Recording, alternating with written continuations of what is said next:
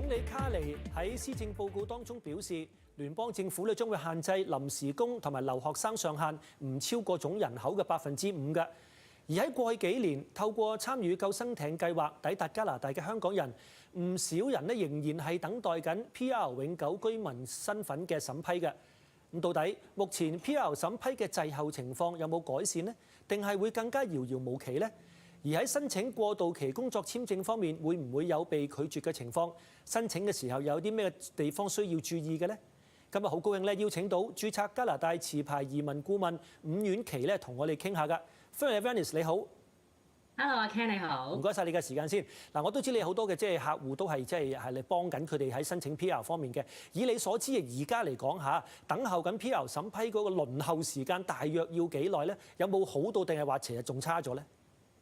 咁因為我哋咧都處理好多唔同嘅身份嗰個申請啦，咁所以咧我哋都有個統計嘅。咁啱啱咧前幾日咧都有個客咧通知我咧，就佢已經收到 PR 嘅身份確認嘅。咁俾翻少少個時間你可以比較下啦。咁其實咧佢就係2023年10月申請嘅。咁所以咧如果你計落咧就而家都要20個月㗎啦。咁因為咧香港呢個移民計劃咧，其實佢係 under 一個人道同埋因素裏邊有英文叫做 H&C 呢個 category 啦。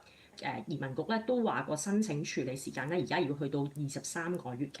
咁因為香港其實都係叫做可以有個優先處理啦。咁優先極咧，而家快咗少少嘅，佢哋20個月有啦。但係咧，始終咧比較喺早1年或者2年前嘅申請咧，其實係已經係慢咗㗎啦。係，咁即係話大家如果係最近先入紙嘅話咧，就可能要更加有耐性啦嚇。OK， 咁我都知道大家都喺度排隊啦，喺度等緊嘅時候咧，咁我哋嗰個所謂嘅 Open Work Permit 咧就可能會過期啦。咁政府就話咧，我哋可以申請呢一個叫做 Bridging 嘅一個工簽嚇。咁但係亦都聽到話有可能喺呢個 Bridging 嘅工簽上面嘅申請咧會被拒嘅喎。你有冇見過呢種嘅情況咧？嗱，我見到好多都係自己申請嘅時候咧，就係被拒嘅情況係多嘅。咁我哋自己咧，因為都始終我哋都係熟悉嗰個移民嘅簽證嘅類別啦，咁所以我哋咧我哋冇收過任何拒簽嘅。所以咧要留意咧就係因為喺我哋叫做橋梁工簽啦，但係咧其實喺移民局裏邊咧，佢哋個 official name 咧其實叫做 optional 嘅 open work permit 嘅。咁好多咧其實都喺填表嘅時候咧就撈亂咗，因為咧 bridging 嘅 OWP 咧。其實佢真係有呢一個簽證類別嘅，不過咧就係唔係 for 我哋香港救生艇計劃用嘅。係 OK， 咁可能即係會誤解咗啦，咁所以就報錯咗 category 咧，就可能會被拒絕都唔定。好啦，咁有啲咩需要注意？好似話都要填表又要盡量唔好填錯啊，又話唔好盡量要後補文件，呢啲係咪都係有必須要注意嘅咧？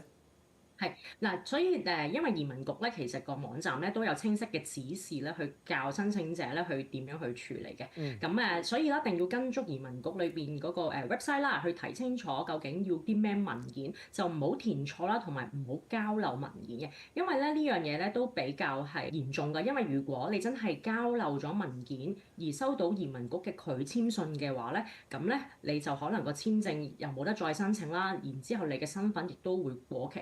咁所以我哋建議啦，最好咧都係跟足指示，交晒要交嘅文件。咁同埋喺呢一方面，即係申請呢一個嘅 Bridging 呢個工簽方面啊，如果被拒或者係冇消息嘅，咁其實有冇上訴嘅機制或者係跟進嘅咧？一般嚟講，通常申請呢度要幾耐可以獲得呢個permit 嘅咧？咁移民局嘅網站咧，如果真係大家可以上去睇啦，其實而家嗰個工作簽證咧都講緊係200幾日嘅。咁所以咧，如果你冇超過你200幾日嘅話咧，其實你就冇乜嘢可以跟進，因為咧移民局其實都會話你只要耐心等待就得㗎啦。咁喺呢個情況，如果真係有啲咩事，俾人拒簽咗嗰個工簽嘅話咧，咁其實有幾樣嘢可以做啦。咁要睇翻究竟佢個原因係啲乜嘢嘅。咁如果係因為你真係交漏咗文件而被拒簽嘅話咧，就呢個就真係唔好意思，因為移民局咧就係冇一個機制可以俾你叫佢補交翻，然之後叫佢再批多次，咁就冇嘅。你只可以重新申請嘅啫。OK， 但如果係因為真係移民局判錯咗，譬如就係佢可能你填表嘅時候可能填錯某一個嘅類別，咁你可以寫信再解釋翻，就係同移民局可唔可以叫做重新考慮多次嗰個簽證嘅。我哋叫做 reconsideration。咁當然啦，如果你身份亦都過咗期，只要你冇離開過加拿大，而你又已經遞交咗一個新嘅簽證嘅話咧，咁加拿大移民局咧都有一個叫做維持身份嘅，英文叫做 maintain status，咁你可以繼續喺加拿大合法居留啦，亦都係做翻你原本要做嘅嘢，譬如你工作冇問題啦，讀書冇問題嘅。哦，OK，好，咁啊呢方面即係冇咁擔心啦。咁同埋我知道好多人都仲而家都等緊排緊隊等呢個 PR 審批咧。其實係咪喺等緊 PR 審批嘅期間，我哋都有啲地方需要注意㗎？係啊，冇錯啊，因為等候 PR 嘅期間而家都係長㗎。咁咧有啲坊間咧，我哋都有啲客咧就以為自己申請咗 PR 啦。咁咧，只要喺加拿大佢唔走咧，就會有一個自動有一個身份留喺加拿大嘅。咁呢個嘅個概念係錯嘅，因為咧加拿大就唔會見你有咗 PR 入咗紙嘅話咧，就自動延續你簽證嘅。咁記得一定要申請所有嘅簽證嘅，即係話你一定要有一個合法嘅簽證同埋身份先可以留喺加拿大。咁無論係工作、旅客、讀書都好嘅話咧，你應該手持一個真係簽證，而呢個簽證咧係有一個有效期嘅。咁所以要留意啦，原有個簽證係幾時過期？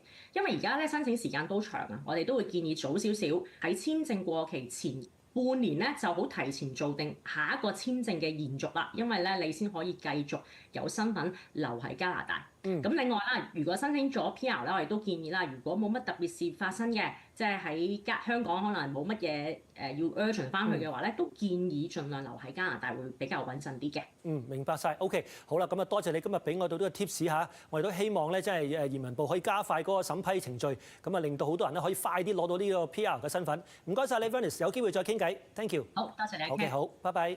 拜。剛才咧係同註冊加拿大持牌移民顧問伍婉琪咧，同我哋傾下香港移民等待 PR 審批嘅最新情況，同埋一啲需要注意嘅事項嘅。我哋而家先休息一陣啦，稍後仲有其他環節，轉頭見。